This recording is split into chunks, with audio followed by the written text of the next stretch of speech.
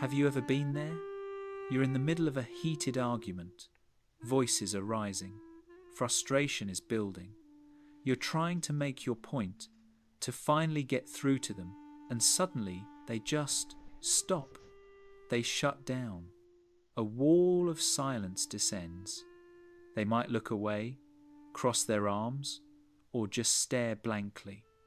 The conversation, the fight, the connection, it's all over. If you're the one still talking, it's maddening. You feel ignored, dismissed, abandoned. Just say something, you want to scream. But if you are the one who has gone silent, you're in a completely different, often invisible battle. You might be screaming on the inside, desperate to speak, but unable to form the words. Or maybe you've just left. Your mind has checked out, because staying in the conflict feels terrifying, impossible, or utterly pointless. We've been taught to see silence in an argument as weakness, as disinterest, or even as a manipulative weapon. But the truth is far more complex.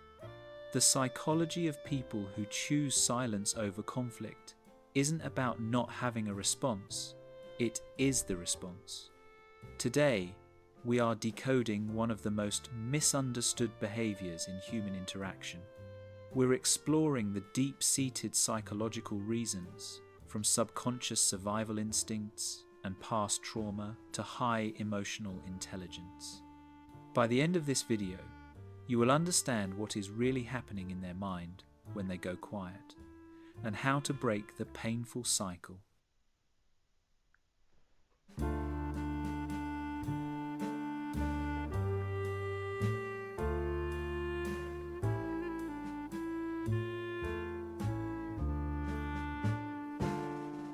Before we can understand what silence is, we must first clarify what it is not. There are three primary misconceptions that poison our ability to see this behavior clearly. Myth 1. Silence is weakness. In Western culture, particularly, we value articulation. The winner of an argument is often the one with the quickest wit, the most powerful words. Silence I'll say, to my opinion, like silence is not weakness. But one thing is, silence does have way more control over stuff. For real. is equated with surrender, with having nothing to say, with losing the fight. This is a profound error. As we will see, silence can stem from overwhelming feeling, deep processing, or immense self-control. It is anything but simple weakness. Myth 2. Silence is indifference. They've gone quiet, they just don't care. This is the painful assumption the talker often makes. The silence feels like a cold dismissal, a sign that the relationship or the topic doesn't matter. In reality, the opposite is often true. People frequently go silent because they care so much. The emotional stakes are so high that they are terrified of saying the wrong thing, of doing irreparable damage, or of the intense emotional backlash. Myth 3. Silence is always manipulation. This is perhaps the most damaging myth. We immediately jump to the silent treatment, a behavior used to punish and control. And while that dark form of silence certainly exists, and we will address it, it is not the default. To assume all silence is a malicious act of passive aggression is to completely miss the reality for millions of people who are not using silence, but are experiencing it as a defensive, protective, or reflexive state. The core truth is this: silence is a function. It serves a purpose. It is a complex human response that covers a vast spectrum, from total system failure to brilliant strategic control. To understand the person, we must first understand the function their silence is serving. Let's move beneath the surface. When a person habitually defaults to silence in a conflict, they are almost always being driven by one or a combination of these 5 powerful psychological forces. Driver 1. Emotional flooding, the physiological response. This is the most primal and least chosen reason for silence. It is a biological event. The term for this, coined by relationship researcher Dr. John Gottman, is emotional flooding. It is a state of diffuse physiological arousal, or DPA. Here is the chain of events. The conflict begins. The person perceives a threat. This threat isn't a lion. It's the other person's tone of voice, their critical words, the feeling of being attacked or misunderstood. This perceived threat triggers the amygdala, the brain's ancient alarm system. The amygdala screams, "danger," and initiates a full-body survival response. It floods the system with stress hormones, cortisol and adrenaline. The heart rate rockets, often past 100 beats per minute. Blood is diverted from the rational brain, the prefrontal cortex, and sent to the limbs, preparing the body for what? Fight or flight. But in a modern argument, you can't or shouldn't physically fight, and you can't just run out of the room. So, the brain defaults to the third, forgotten survival response: freeze. This freeze response is the silence. It's not a choice. It is a full body shutdown. In this state of DPA, the brain's higher functions are offline. The sophisticated language centers are inaccessible. The ability to process nuance, listen to another's perspective, or formulate a coherent counterargument is physiologically impossible. The person is literally struck dumb. They aren't choosing not to talk. They can't. Their brain has been hijacked by a survival mechanism that is older and more powerful than their desire to resolve the argument. They are trapped, paralyzed, waiting for the perceived danger to pass. Driver 2. Conflict avoidance and past trauma, the learned response. This driver is about history. It is a behavior baked into a person's psyche by their past experiences.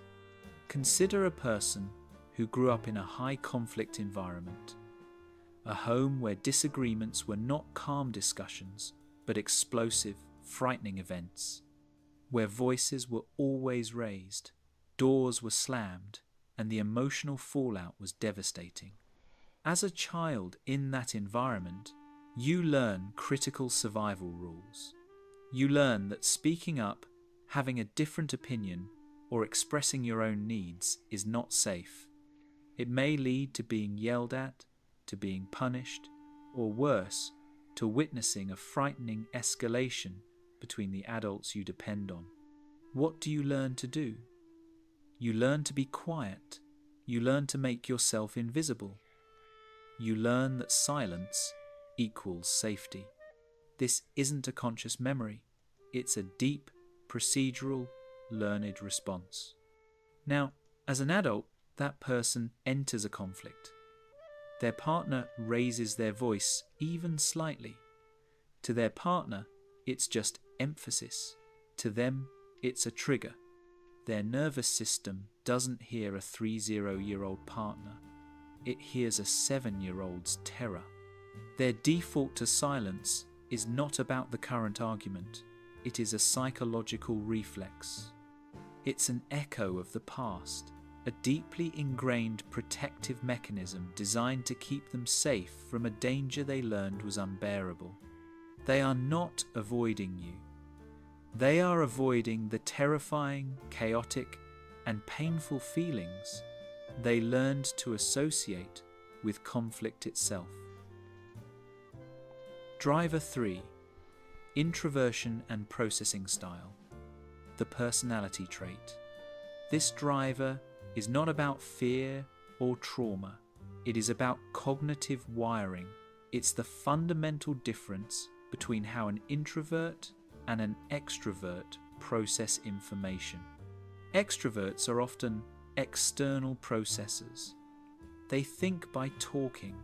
They discover their own opinions as the words tumble out. They engage with the conflict in real time, batting ideas back and forth. Introverts are internal processors. They think before talking.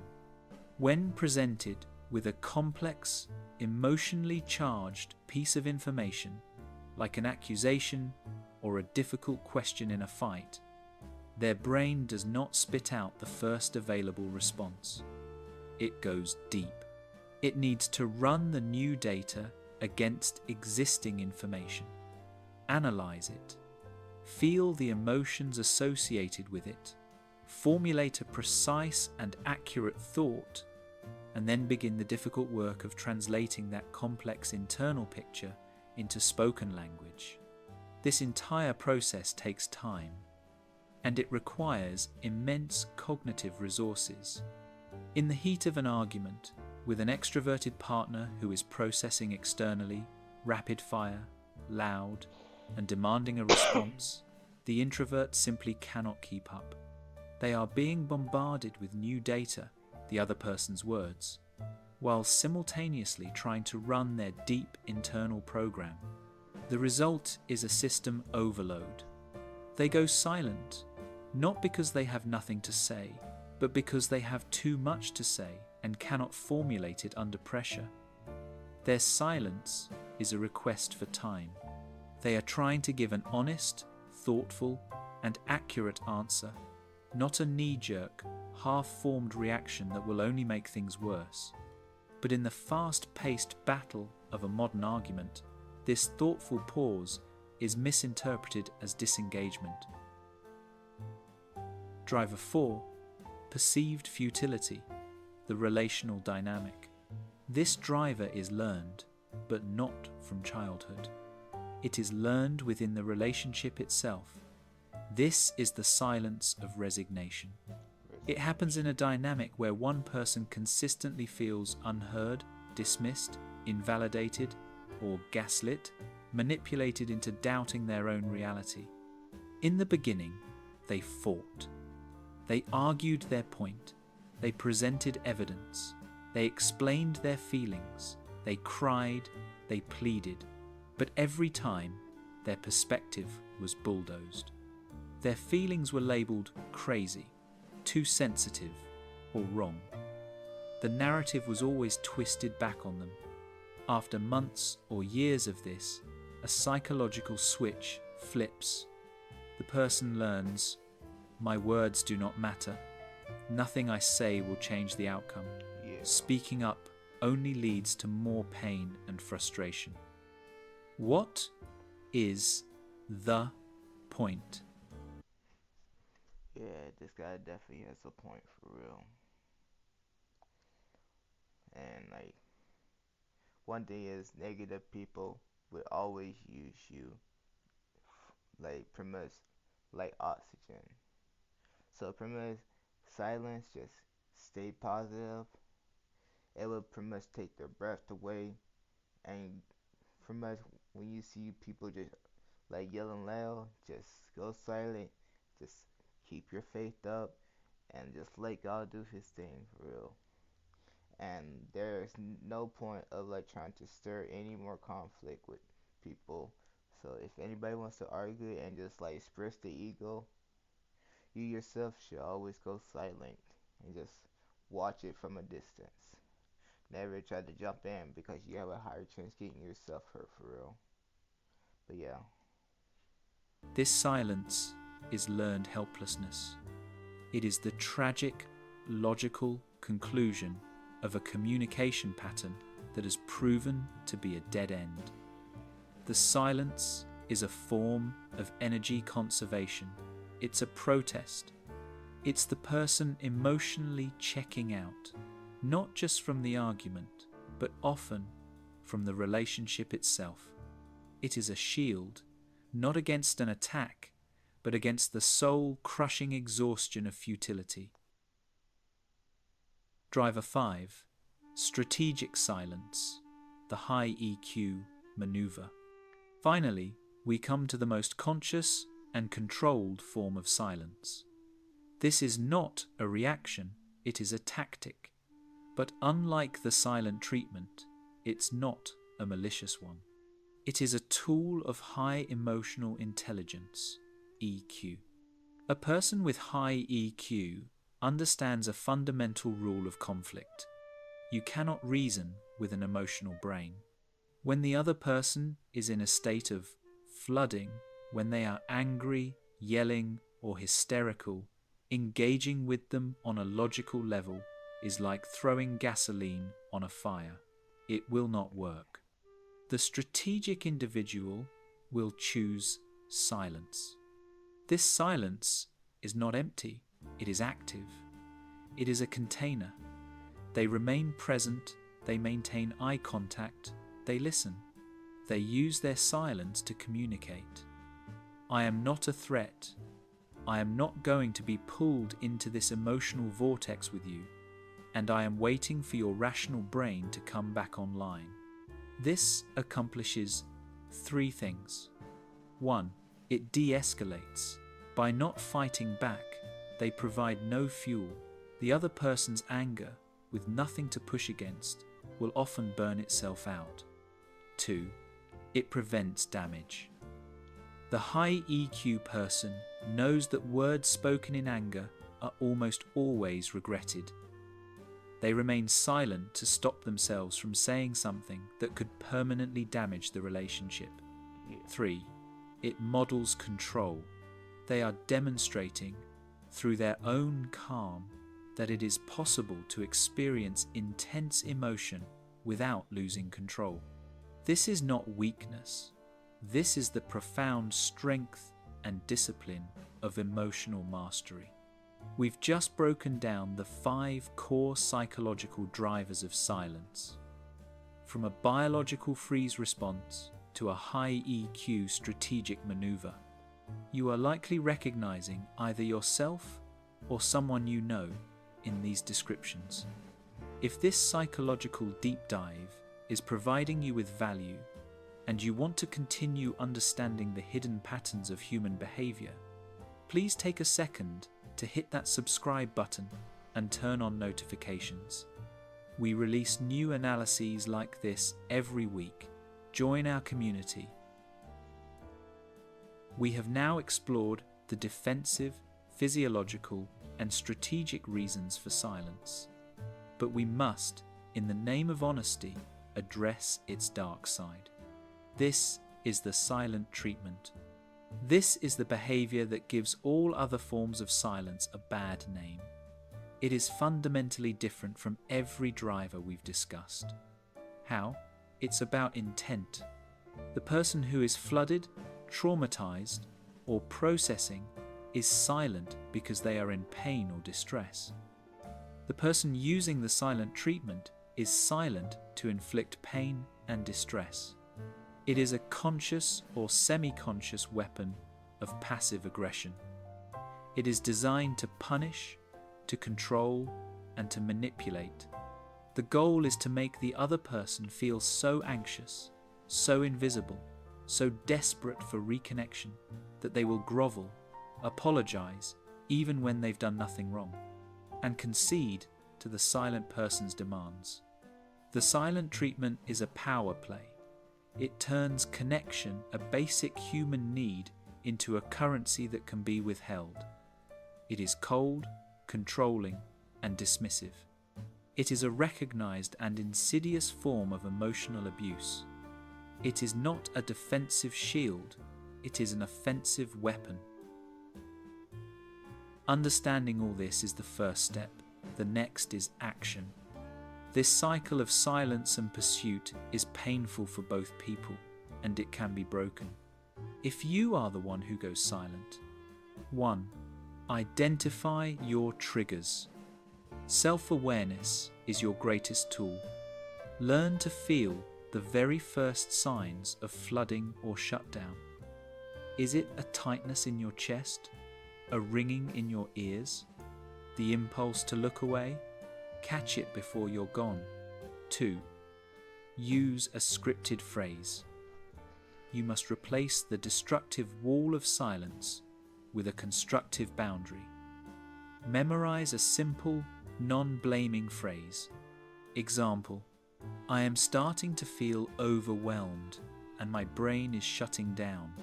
Or, I want to resolve this, but I cannot think clearly right now. I need to take a 20-minute pause. I promise I will come back to this. 3. Self-regulate.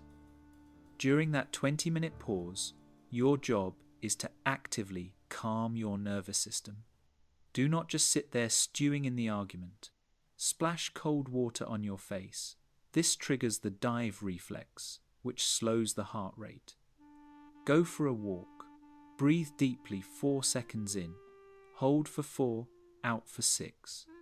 You must actively signal to your body that the danger has passed.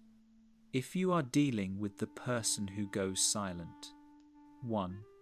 Stop the pursuit. Your instinct is to chase them, emotionally or physically. Talk to me. Don't you dare walk away. To their flooded nervous system, you have just become the predator. This is the worst possible thing you can do. 2. De-escalate yourself. You cannot calm their nervous system if yours is also hyper-aroused. Take a visible deep breath. Lower your voice. Unclench your hands. Sit down. You must non-verbally signal that you are not a threat. 3. Offer the pause with reassurance. Instead of demanding they talk, give them permission not to, but with a contract. Say, I can see this is too much right now. I'm going to get some water. Let's both take 15 minutes to cool off, and then we will try again more calmly. This validates their feeling, removes the pressure, and provides the safety of a promise to reconnect. Silence is not an empty void. It is a space filled with meaning. It may be filled with the static of a nervous system on overload. It may be filled with the ghosts of past traumas. It may be filled with the complex, careful work of a mind deep in thought. It may be filled with the crushing weight of futility, or it may be filled with the calm, disciplined strength of emotional wisdom. In a world that prizes noise and quick comebacks, we have forgotten how to listen to silence. We have forgotten to replace our judgment with curiosity. Understanding why someone is silent is the key. It is the first step toward empathy. It is the only way to stop fighting a behavior and start connecting with the person. The goal, in the end, is not to win the argument. The goal is to create a space so safe that the silence is no longer necessary. But now, this conversation includes you. This is a topic that affects nearly everyone. Which of these 5 drivers resonated with you the most? Do you tend to be the silencer or the pursuer in a conflict? Share your story, your experiences, and your own hard-won insights in the comments section below. Your story might be exactly what someone else needs to read today. Yeah, definitely. Let's see.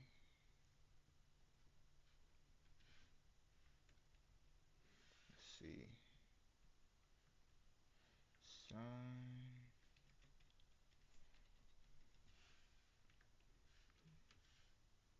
Then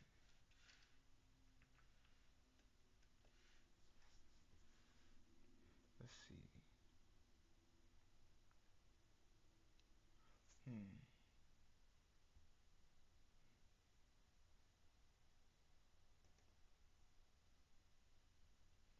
See this. Gentlemen, today we're showing you 7 subtle signs a woman likes you. And because you don't always click with every girl you meet, we're sharing the #1 sign a girl isn't interested at all and what you can do about it. So, here are 7 signs a woman can't wait for you to ask her out, and the one thing she'll do to get you to back off. All right, let's get to it. Number 7, the toes point the way. We have an experiment for you to try. The next time you're in a conversation you'd rather get away from, glance down and take note of which direction your lead foot is pointed. Why? There's evidence that the direction a person's lead foot is pointing is the direction they want to go. And this goes for both men and women. The thing is, people don't think much about their feet. And when we're dying to escape a conversation, we're preparing ourselves to leave without even realizing it. So if a woman's interested in you, there's a pretty good chance that her front foot will be pointed directly at you. Just try it. You'll be surprised at what you find. Number 6, she's a text machine. These days, we have instant access to anyone we want to talk to at the push of a button. So if you're at work one day minding your own business and all of a sudden a text notification pops up that isn't a bill pay reminder, good news. She wants to get to know you more. That's because women don't normally text first. That is, unless they like you. It's even more obvious she likes you if she's at work bored because she reached out to you to entertain her. So keep the conversation going. Number 5, what's your blood type? First of all, if a woman asks you this, she's either messing with you or she's interested in harvesting your organs. Keep an eye on your drink to be safe. But if she asks you personal questions like what your childhood was like or what your plans for the future are, you're in luck. That's because she's trying to get a handle on who you are and what experiences made you that way. She also wants to know if your plans for the future match up with hers. So be sure to answer all of her mildly intrusive questions honestly. Oh, and ask her questions as well. In doing so, you'll both get a better sense of whether or not you're compatible, because that's what dating is. You don't want to be with somebody you don't like, do you? Number 4, eyes on the prize. Next time you're in a group and something happens that causes everyone to laugh, take a look at who each person looks at when they laugh. It's usually the person they admire most. Don't believe it? Pay attention to the couples. If you find yourself catching eyes with a girl fairly often, or whenever you look over at her, she's looking at you and quickly looks away, she's into you. Talk to her about it. Hey guys, if you're a subscriber, keep watching because we've got 3 more in store for you, and we're also sharing the ultimate signs a woman would rather be anywhere else but with you. For now, on to the rest of our list with number 3. Number 3, someone's excited to meet you. For a woman with a close group of girlfriends, or just one best friend like her mom, those girls are her support group and the ones she tells everything to. And we mean everything, including the sweet things you do, but also the bad things you do. So if a woman likes you, she'll tell you about how her friends are excited to meet you. All that means is that she's told them about you and you're officially boyfriend material. No pressure. You've got this. Number 2, serious subtext. When you spend time with a woman, especially one you don't think likes you, it's easy to misinterpret or completely miss the point of the things she says to you. What do we mean? You have to listen closely to what she says about and to you. For instance, she'll tell you that she laughs with you more than anyone else, or without being asked, she tells you that she wishes she had something to do this weekend. Does she make it obvious she's single? Does she invite you to hang out with her friends? Those are all signs she likes you. Women are usually subtle about telling you they're interested, so they throw hints your way. So keep an eye out for them, but be aware that at this point, you could be in the friend zone. Speaking of the friend zone, check out this video for more signs you're stuck there. Better safe than sorry. Number 1, up close and personal. It's a common one, we'll admit, but it's surprising just how many guys miss this one. Because when you're chatting with a woman one-on-one and you're physically touching each other, especially if neither of you is acknowledging it, like when your leg is slightly touching hers, she'll probably know it's happening just as much as you do. And if nothing else, she's getting pretty comfortable around you. The number 1 sign a woman doesn't like you one bit. With all of the items on this list, one thing remains constant. You have to be aware of how a girl is reacting to the things you say, as well as everything that's happening around the two of you. So one of the clearest signs she's not interested in you at all is when her attention seems to wander away from you and your conversation. Is she constantly glancing at people as they walk past? Does she seem completely uninterested or annoyed with your corny jokes? When a woman likes you, she'll show you respect by giving you her full attention. But when she doesn't, she'll make it clear she wants to get away from the conversation. Look at her feet. Unfortunately, your personality doesn't mesh well with everyone. And in those cases, it's best to recognize the signs and quit while you're ahead. But the most important thing you can do when this happens is to take a look at yourself. Maybe, just maybe, you didn't bring your A game, or you need to work on some things. Whatever the case, always learn from your failures and figure out where you went wrong. In doing so, you'll learn your strengths and be able to improve your dating game. Those are 7 signs a woman likes you and how to tell if she's interested. Oh, while you're here, why don't you check out these other great videos?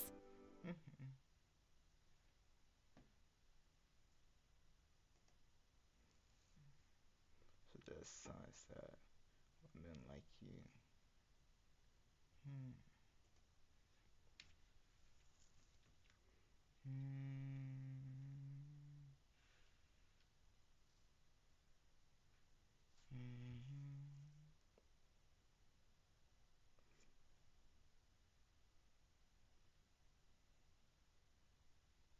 You have ADHD. You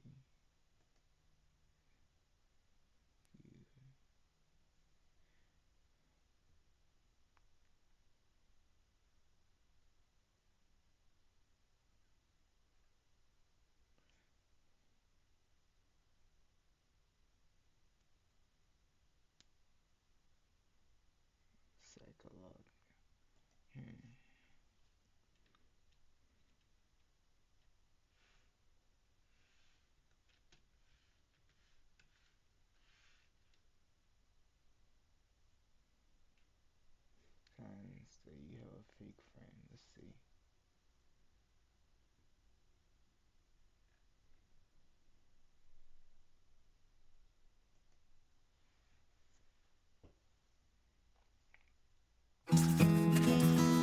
Like, you gotta Have you ever stumbled upon someone who's been a bad friend to you? Are you starting to wonder if their friendship is as true and genuine as you once thought? Sometimes it can be difficult to recognize the signs that your friendship is not as true as it seems. So, here are 10 early signs to help you spot a fake friend. 1. They exclude you from things. Does your friend seem to make plans to spend time with everyone but you? They never invite you to parties or get togethers, even when you have plenty of mutual friends. You feel left out and you're afraid to be seen as clingy or bossy. But when they keep excluding you from things, it may mean that they don't really want you to be around. 2. They bail on you a lot. Do they cancel on you at the last minute and forget about all the plans you've made?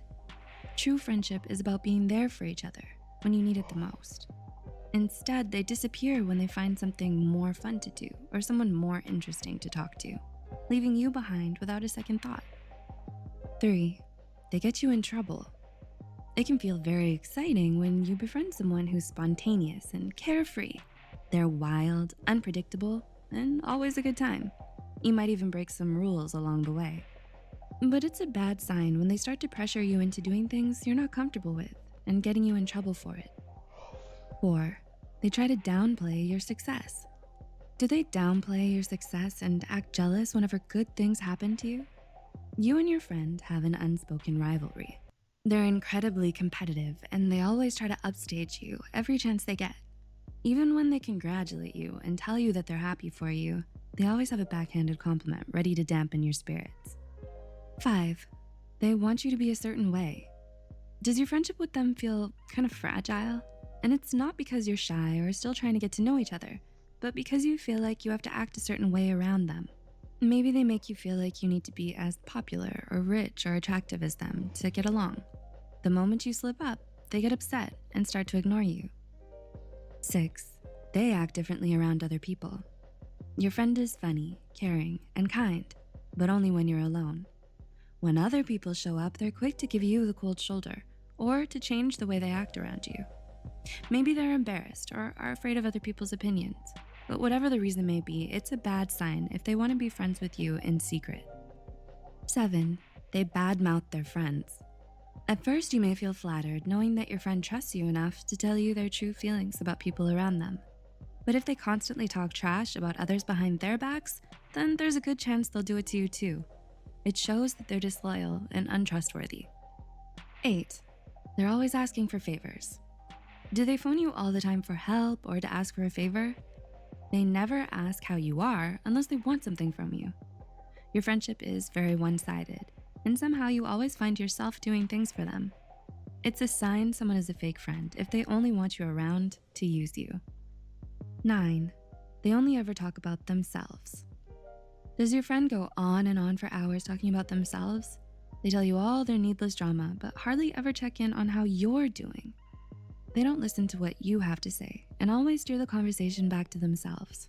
Self-absorbed and extremely egocentric, these kinds of people don't respect you or your friendship. And 10, they break their promises. Finally, while a true friend always does their best to keep their word, a fake friend will break their promises. They'll tell you what you want to hear and make promises they can't keep just to get on your good side. When they make excuses about why they can't deliver, and lie about being too busy and cancel important plans with you, it shows they're unreliable and dishonest. Did reading these signs make you think of anyone in particular? Do you worry you might have a fake friend in your midst? Let us know in the comments below. If you found this video helpful, be sure to like. you gotta definitely look at these signs for real. Because they may be cool to your face, but behind your back is a whole different story. So whoever that person's talking to, try to ask that person question how they be acting and what they be saying.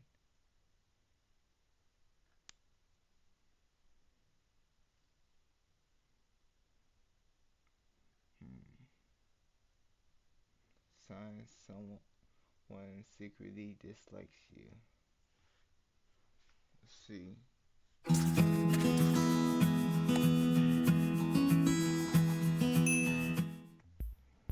Life would be a whole lot easier if everyone liked us.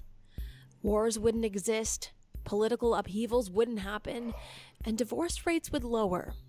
Unfortunately, no matter how hard you try sometimes, there will always be people who don't like you. And guess what? They don't have to. Friendships wouldn't feel as good and love wouldn't be as amazing if we weren't reminded of what rejection, hatred, and alienation is like. Wondering if someone loathes you? You no longer have to play detective. Here are 10 signs someone secretly dislikes you. Number 1. They're curt with you. Do you ever feel like you can talk to your best friend 24/7? Even if the two of you aren't having a deep philosophical conversation, talking about something as silly as cheese or bricks seems entertaining, right? But when someone dislikes you, it's the complete opposite. They cut the conversation short. If you ask them how their day is going, they'll give you one-worded answers like, fine, or okay. It becomes clear they don't want to talk to you. Number 2, their body language says it all.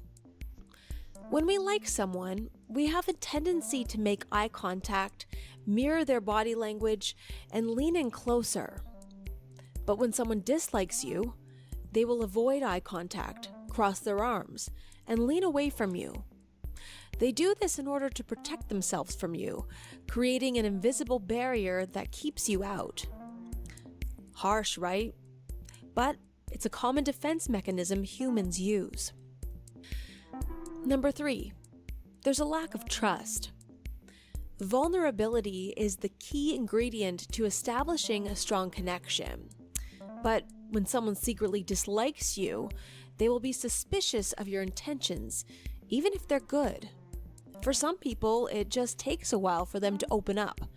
But this can just as well be a sign that they dislike you when you put in constant effort to get to know them, but they keep you at an arm's length. Number 4, they get easily frustrated with you. Do the two of you argue or disagree over matters on a daily basis? When someone dislikes you, they'll do anything except make things easy for you. They might have been in a good mood, but once they interact with you, they turn sour, bitter, and angry. Number 5, their etiquette is forced. When someone outwardly dislikes you, they will be loud about it, whether it's lashing out on you regularly or telling you to your face. When they secretly dislike you, however, they might try to get along just to avoid conflict. Whether it means forcing a smile or doing things to keep the peace, they will keep the surface clean between you two. Deep down, though, they may think ill of you and display this through their passive-aggressive behavior. Number 6, they avoid you as much as possible. Do they live or work in close proximity to you, but limit communication to emails or text messages? When someone secretly dislikes you, they will do whatever it takes to have minimum contact with you. It's especially a sign if they find out your schedule just to avoid you during your lunch hours or time you need to occupy the same space. And when you do end up bumping into one another, they'll always have an excuse ready at hand to avoid seeing you again. Number 7, they listen to you half-heartedly. When we care about someone, we usually do our best to listen to what they say. But if someone is only listening to half of your story and zones out for the rest of it, it's clear they just aren't that invested in you. Other indicators include scanning over your messages instead of fully reading them, giving you only half the answers you need. Number 8, they don't make an effort to understand you. Feeling misunderstood can be a rather alienating experience. So when someone dislikes you, they won't want to provide support to your ideas and values. Instead, they'll make you feel invisible, unheard, and will dismiss your thoughts, whether it's done subtly or explicitly. One-upping is another strategy they use to control the conversation instead of allowing you to give your own inputs. Number 9. They never invite you to social gatherings. Why would you even want to be invited to someone's birthday party when you know they hate you? Still, it hurts to know, right? When you see all your friends, families, and coworkers being invited, everyone except you, it slowly becomes obvious they want nothing to do with you. Number 10. Your gut tells you something is wrong. Sometimes your gut feeling is not enough, especially when anxiety makes even sound judgments wrong. But if you're getting a strong message from your gut free from anxiety, your instincts are telling you it's not worth your time trying to change this person's mind. Life is short. Cherish your moments with people who love you and leave the rest behind. Want to see more quality animated content? Check out and subscribe to Relashi's channel. She talks about crushes, coming out, and other memorable moments which are easy to relate to.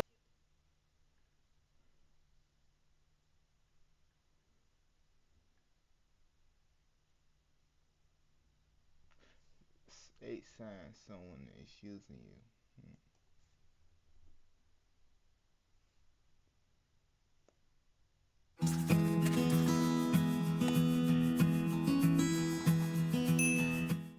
Hey Psych2Goers, and welcome back. Thank you so much for your immense love and support, enabling us to make yet another exploration into everyday psychology. So let's begin, shall we?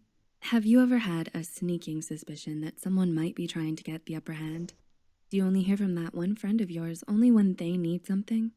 Does your supervisor often push you to stay that extra hour? Perhaps it's even your partner who insists you buy them that new makeup kit they've been eyeing. No matter the relation, being used by someone is downright outrageous. We here at Psych2Go understand that it's hurtful, and we want to remind you Psych2Goers of your worth. It's important to remember that you're not responsible for the actions of others, but you are in full control of how you react to them. So, here are 8 signs that someone might be using you. Number 1, they're only there if they need something. Do you have a classmate or colleague who only reaches out to you when they need help completing an assignment or for other favors? If so, you were successfully used by them.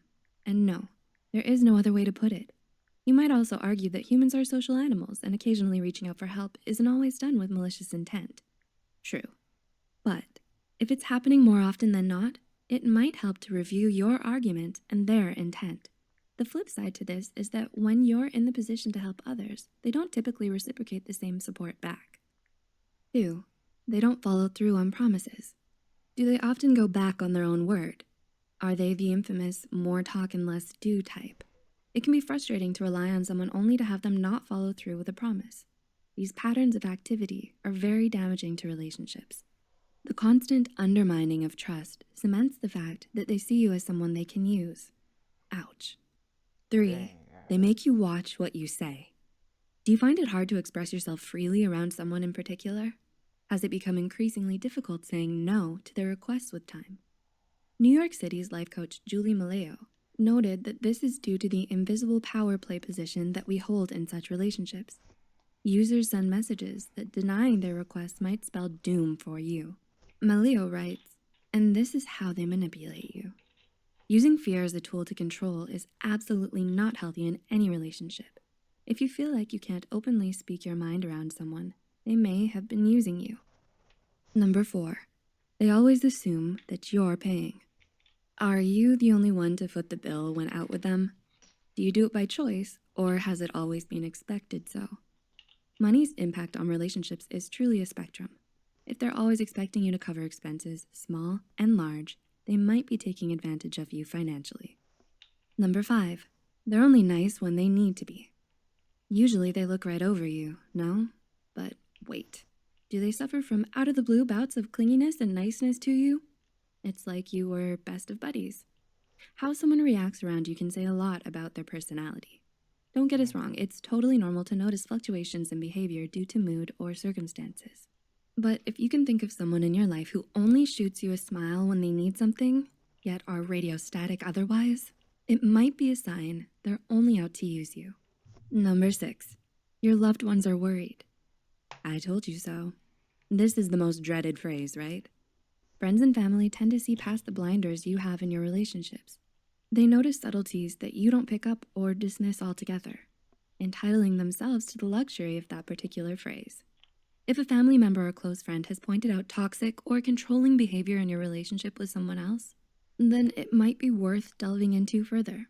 With your best interests at heart, their suggestions can help you see clearly. Number 7, they never say thank you.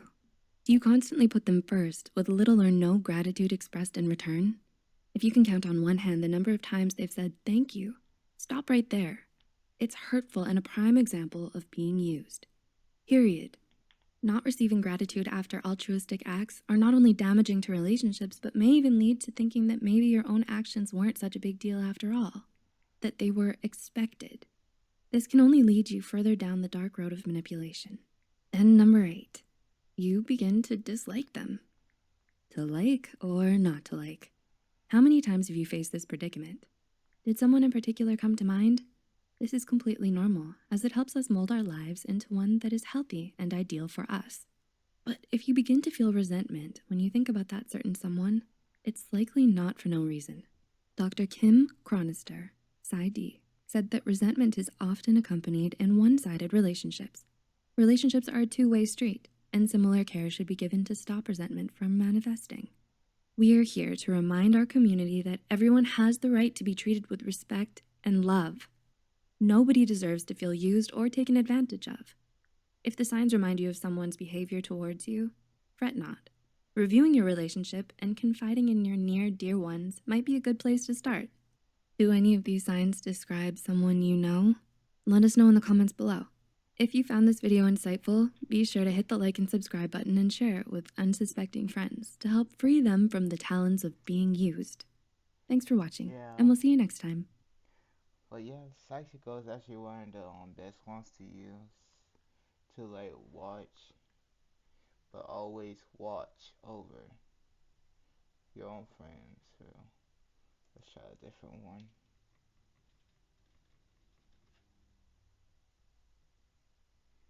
Signs of you have a crush. Let's see.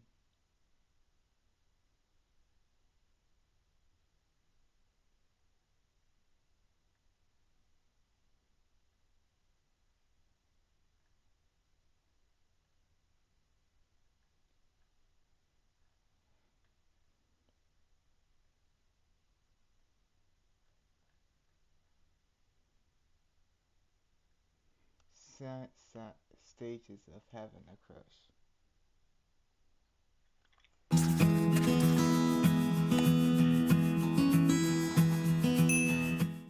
Hey Psych2Goers, are you crushing on someone right now? Liking someone can be incredibly confusing and frustrating because it can either end in love or heartbreak. But it's also one of the most fun and exciting things you could ever experience. So while there is no definitive theory yet about how we develop crushes and what we go through when we do, here at Psych2Go, we've done our best to come up with these 6 stages we believe everyone with a crush goes through. Stage 1, interest. So the story begins when you meet someone new for the first time and you feel intrigued by them. This stage can happen at any given moment. Sometimes it can be as quick as when you first lay your eyes on them, and other times it can take a while before you feel a spark. When you develop a crush on someone you've known for a long time, like a close friend, a lot of people tend to deny and debate with their feelings first before they can accept them. But the moment you do, you'll suddenly feel the pull of romantic attraction taking a hold of you, that there's something special about this person. That's when you move onto stage 2, curiosity. Did you look up your crush's Facebook profile, browse through all their posts and tweets, and view their Instagram stories? Maybe you even added them on one of their handles if you were feeling brave enough. You did all of this so that you could get a better idea about what kind of person they are, how much they have in common with you, and how compatible you'd be together. Once someone catches your eye, it's only natural to feel curious about them. You want to get to know them better. All their likes and dislikes, their hobbies, their dreams, their favorite things. Some people do this by simply going up to their crush and asking them about it. But others feel too flustered and nervous to even strike up a casual conversation. So that's where social media enters the story, like a knight in shining armor. Stage 3, infatuation. Now that you know for sure you have a crush on this person, next comes infatuation. And for many of us, this is the best part about having a crush. Because when you're infatuated with someone, your whole world starts to change. Everything seems so much brighter, more vibrant, and more beautiful to you now that you've found someone who makes you giddy with excitement every time you think about them. There's this never-ending flurry of butterflies fluttering in your stomach, and you always feel like you're floating on cloud 9 with each glance or each word of conversation you share with your crush. They send you a text message, and you feel like your whole day is made. They make you laugh, and the memory doesn't leave your mind for days. Even the mere mention of their name is enough to make you blush and swoon. At this stage, everything seems perfect. Your crush is everything you ever wanted, and you just want this feeling to last forever. Then comes stage 4, sharing. You know you're really starting to get serious feelings about someone when you tell your friends about them. Of course, sometimes your friends can figure it out for themselves when you have a crush. But what matters most isn't that your friends already know, it's that you wanted to tell them about it regardless. You want to talk to your friends about how your crush makes you feel and tell them all the things you like about them. You want their advice about what to reply to your crush's text or what to say next time you see them. And you ask them what they think your crush meant when they told you this or that. You want their support and their encouragement, but also their honest opinion. And it's usually because of your friends that you slowly start to realize the flaws your crushes have or where your relationship with them is going, which can end with you either heading to stage 5 or straight to stage 6. More on that later. Stage 5, falling in love. To like and to love are two very different things. But sometimes your crush turns into something more and you find yourself falling in love with them. At this stage, your feelings for them are no longer clouding your judgment about them. You've stopped putting them on a pedestal and thinking of them as perfect, and instead, get to know them well and grow closer to them in a way that allowed you to see them for who they really are. And if you're lucky enough that they feel the same way about you too, then you're on your way to starting a romantic relationship with your crush. Congratulations. Stage 6, falling out of love. On the other hand, however, you may find yourself falling out of love with your crush after having seriously thought everything out between the two of you. Maybe you realize they aren't as great as you used to think, and it's made you lose interest in them. Or perhaps you feel that there's very little chance of them ever liking you back or seeing you as more than just a friend. Whatever the reason may be, it's made you reconsider your feelings and snap out of your crush. It may take some time before you can accept it, and depending on how strongly you once felt about them, it can be a painfully devastating thing to go through. But once it's all over and you finally moved on, you'll thank yourself for ending it because deep down inside, you knew that this person wasn't right for you and that it just wasn't meant to be. Oh well, maybe the next one to come along will be better. Do you relate to any of the things mentioned here? How does having a crush feel like for you? Can you identify the stage you're in right now? Do let us know in the comments below. If you found this video interesting, like and share it with others as well. Don't forget to subscribe to Psych2Go for more videos, and thanks for watching.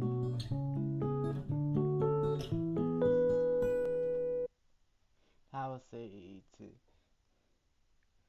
say pretty much, what should I think?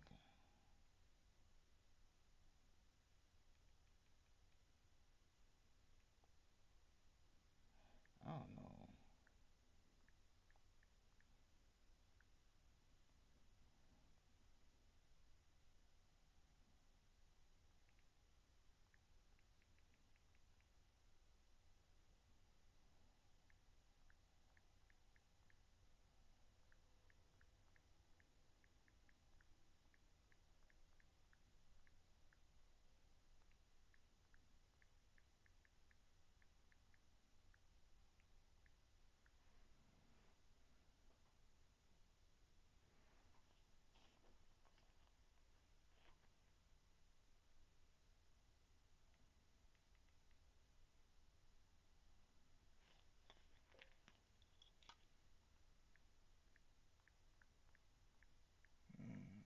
trying to think.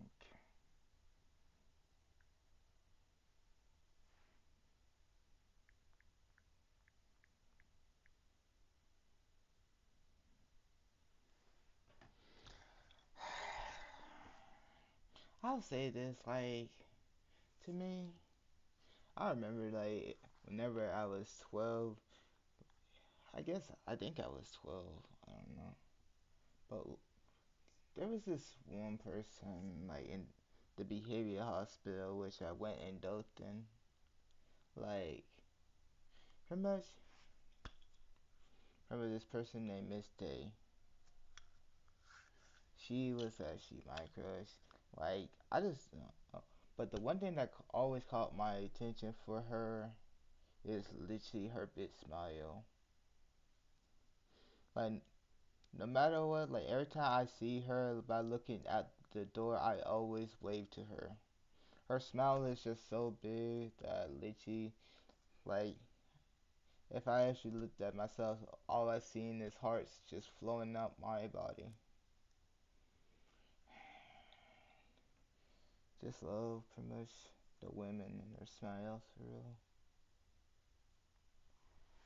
But certain women, like, I just love them. You just can't help it, but just feel them from a distance. I always tell her I love her smile. So, do you actually like them, even if you don't think so? Let's see. There goes that person again. You see them all the time. Why do you keep noticing them when they pass you? What's that feeling? No, it can't be. Do you like them? Maybe you aren't sure. Maybe the feeling will pass. Maybe they're a good friend and you don't think you could see them that way. No matter what your situation is, we are here to help you see if you actually like them, even if you don't think so. Do you find them physically attractive? A study published in the Journal of Social Psychology found that the vast majority of people value physical attractiveness in their partner. There are a lot of biological reasons why we value physical attractiveness. Reasons can range from thousands of years of evolution to attractive people just being pleasing to our eyes. We associate a lot of good things with attractive people, whether they are warranted or not. Things like mental health, success, and intelligence are all associated with attractive people before we've even heard them say a word. So maybe I just like being around them. I don't like them. They're just objectively attractive. Well, yes, that definitely can be true, but do they get you excited? We're not talking about the way you might get excited with your best friends. We're talking about your heart skipping a beat when you see their name pop up on your phone. We're talking about thinking about them all day, wanting to tell them about every little minor thing that happens. Maybe you even caught yourself bringing them up in a conversation that had nothing to do with them. Is this starting to sound familiar? You might not think you like them because they may not be the sort of person you thought you would like. The funny thing about us humans is that we're unpredictable, literally. A 2017 study that was published in the journal Psychological Science tried to use machine learning to predict romantic desire. They found that even when using an individual's preference, they could not predict who that individual would find romantically desirable. And that's why it is so important to examine how they make you feel. We talked about the importance of your potential partner being attentive and remembering the little things, which is why SoSynced could be the right app for you. They pair couples who have the right amount of similarities to get each other and just the right amount of differences to create that spark and go for deeper, meaningful dating. Upon taking the personality test, you discover your personality, such as INFJ, so thoughtful, or ENFP, so curious. Once you've mutually liked each other, you can start messaging. We wanted to say a massive congratulations to Hannah and Brendan, who got married in December after meeting on SoSynced, the dating app that matches compatible personality types. Hannah is a Psych2Goer who discovered SoSynced through one of our videos. She downloaded the app, found Brendan, and deleted the app within a matter of hours. Hannah is an ENFP, and Brendan is an INTJ. They would be a perfect personality match on SoSynced. Download the app for free today to meet that special someone on your wavelength.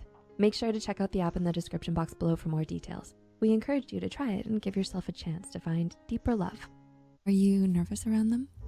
Have you recently found yourself getting weirdly nervous around them, especially if you never used to? When you're talking to them, you find yourself messing up words and getting embarrassed. Maybe you even feel your cheeks getting hot. This may just mean you like them, or you at least find them highly attractive.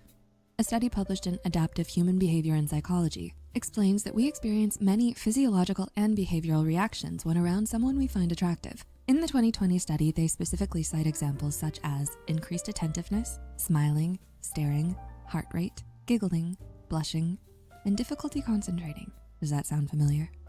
Are they the only person you think of like that? An excellent study published in Archives in Sexual Behavior explains that when we're really attracted to someone, thinking about them, seeing them, and interacting with them gives you an increase in your dopamine and norepinephrine, which plays a role in activating your fight or flight response, which may also contribute to that nervous feeling. The study goes on to suggest that we have an inability to feel true romantic passion for more than one person at a time. Because of this, they get our focused attention, and we think of them as unique or special. You probably also only focus on the positive aspects and may be inclined to overlook some of their negative traits. This also explains why people ignore red flags no matter how much our friends or family protest. Did you think of them while watching this? We didn't use any names, genders, or specific attributes in this video, but you still might have found yourself thinking about a specific person. If that's the case, maybe you really do like them. There's a chance that they like you too, so why not explore those feelings? If you found this video eye-opening or interesting, why not leave Let's like watch something. Let's see. I guess let's watch some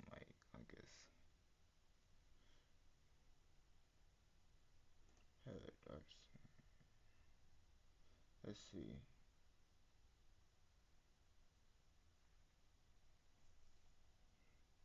This is like the worst part. Cross my heart and hope to die. Welcome to my dark side. Welcome to it. Let's see.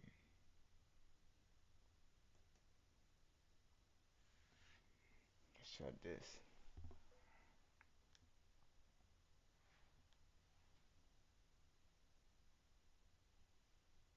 Why is it silent? Like,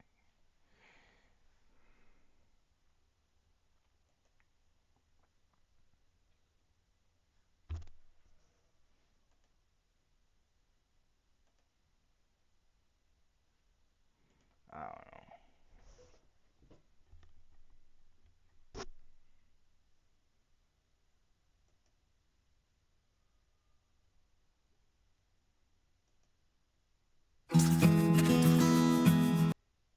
Alright, so like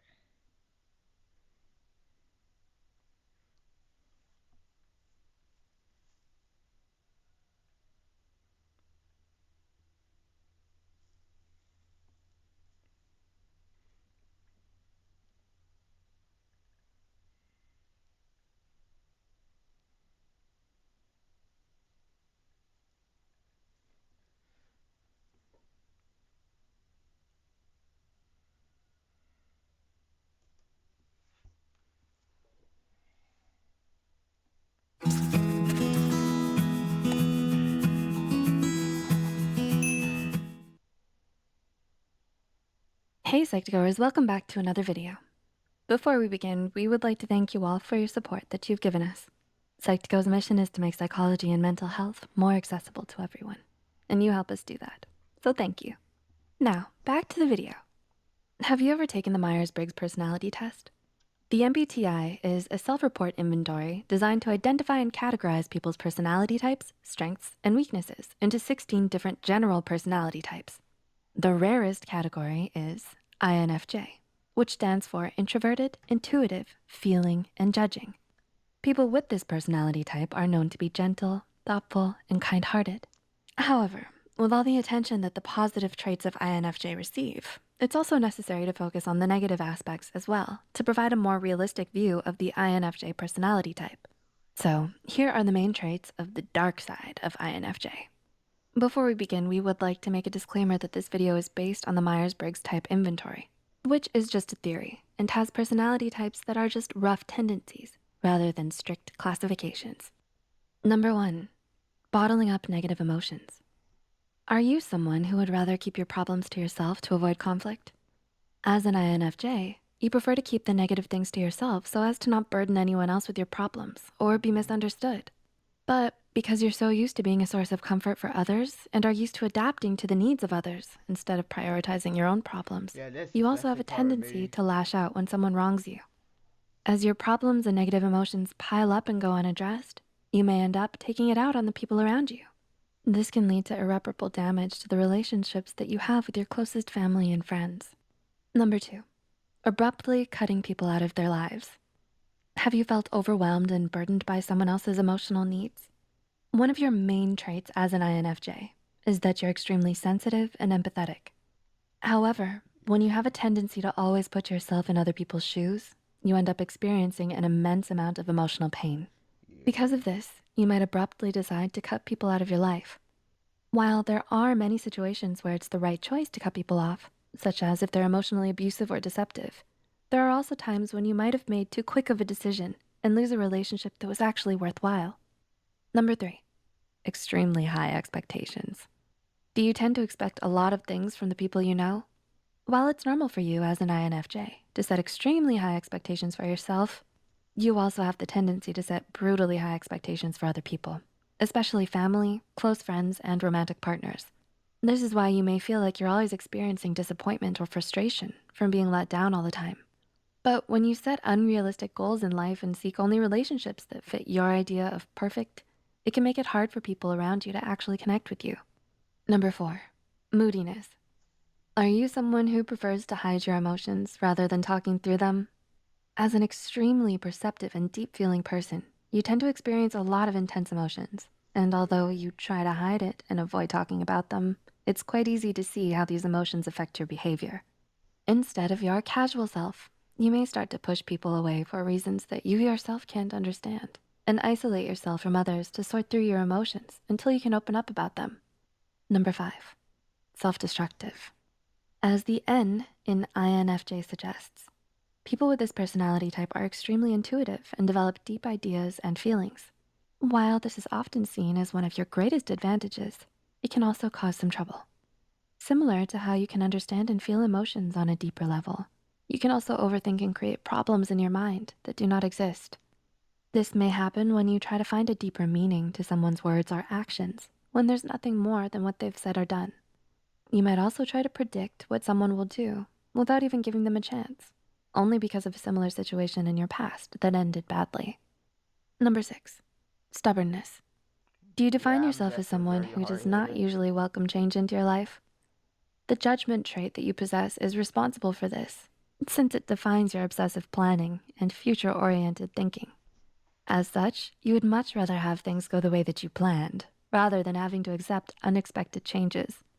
This stubbornness will also apply to other things in life and may result in a ton of missed chances and opportunities for a better life. Are you an INFJ? Did you relate to any of the points we've Yeah. mentioned? Let us know in the comments below. If you found this video helpful, be sure to like and share this video with those who might benefit from it. And Yeah, I am. I think I am a INFJ, more likely.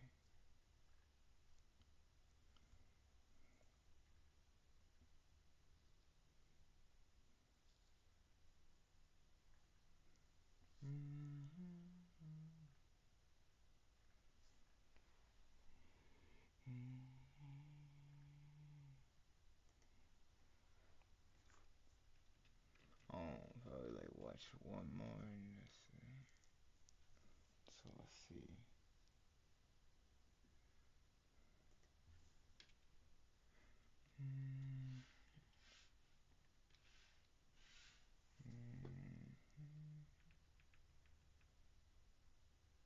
It's a real crash show.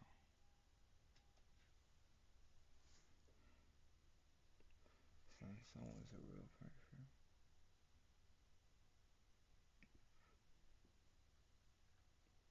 Hmm.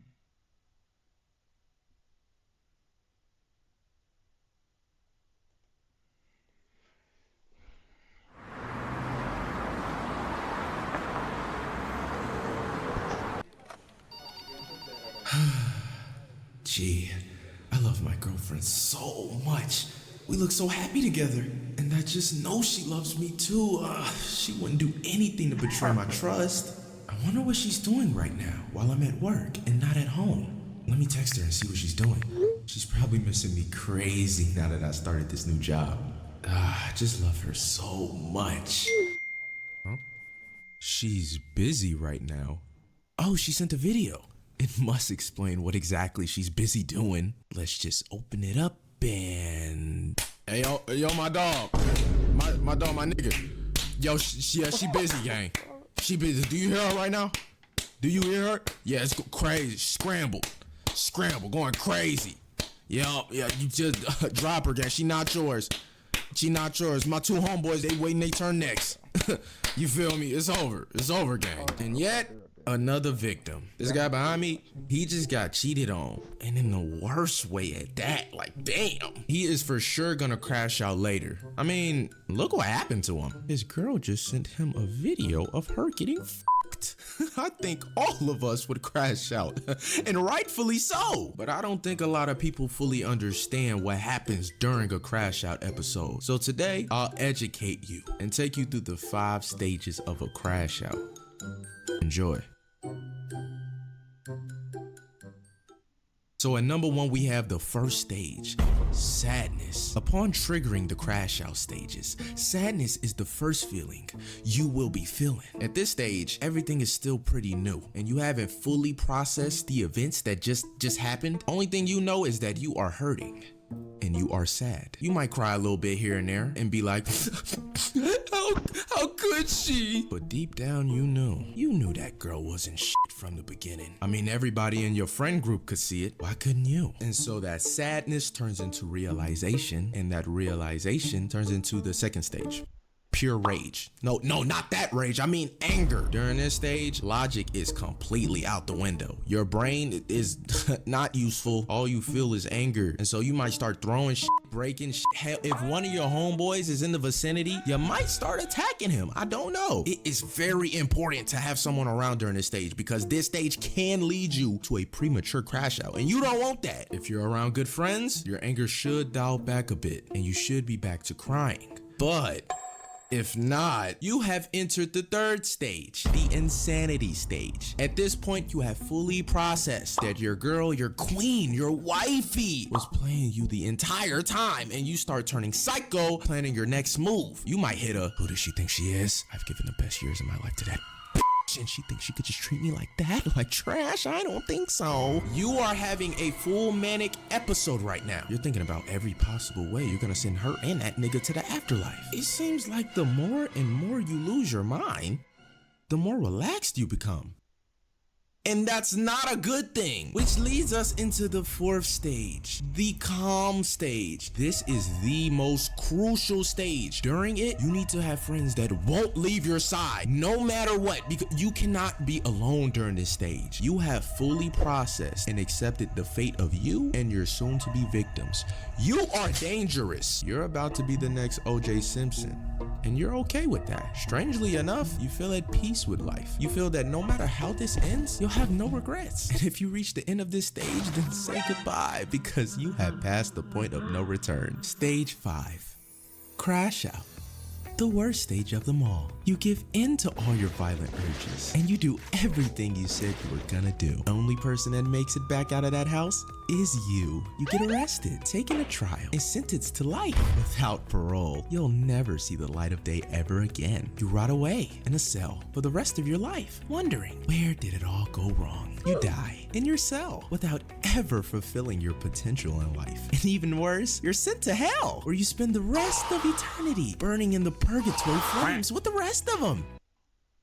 Damn. So the lesson here today is, don't date a cheating ass bitch, bro. What the f? Nah, but seriously, the lesson here is don't crash out. It's never worth it. If you asked any person who's ever crashed out in the history of crash outs, they'll be the first to tell you it don't make nothing better. It really just make everything 10 times worse. Don't make a permanent life decision based on temporary feelings.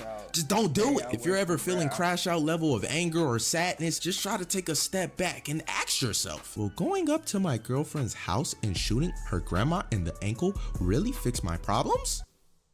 Of course not. Are you insane? I've seen too many of my young niggas throw their lives away just because their feelings got the best of them. Trust me, it will eventually be okay. I know that's like some basic advice, but nigga, it's the truth. You'll be alright. Trust in God and surround yourself with good friends, good people, and you'll be okay. Trust me, you'll be alright. But that's it for this video. I want 30,000 likes on this video, so make sure to like. And we're almost to 100,000 subscribers, so make sure to sub up. But SLT, that's it for me. I love each and every one of you, and I'll see you on the next one. Peace.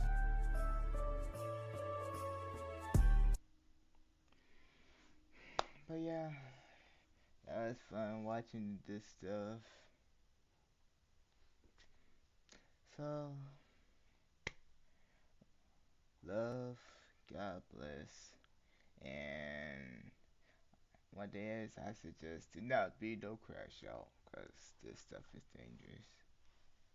So love, and see ya.